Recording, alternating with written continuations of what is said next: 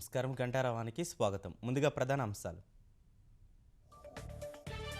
అపరిష్కృత బిల్లులపై సోనియా మన్మోహన్తో ప్రధాని భేటీ.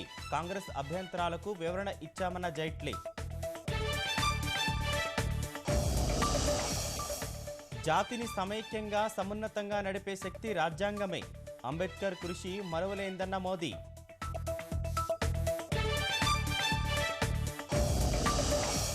ఆంధ్రప్రదేశ్కు ప్రత్యేక హోదా కావాలని ఆకాంక్షిస్తున్న సాధ్యాసాధ్యాలు నీతి ఆయోగ్ పరిధిలో ఉన్నాయన్న వెంకయ్య.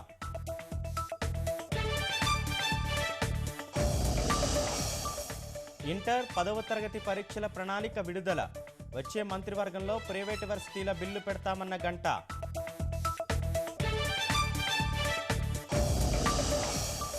రాష్ట్ర వ్యాప్తంగా అంగన్వాడీ కార్యకర్తల ఆందోళన.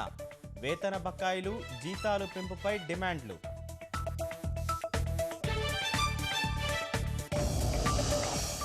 రైతులను ఆదుకునేందుకు సంజీవని పథకం. సెల్కాన్ పరిశ్రమకు శంకుస్థాపన. చిత్తూరు జిల్లాలో సీఎం పర్యటన.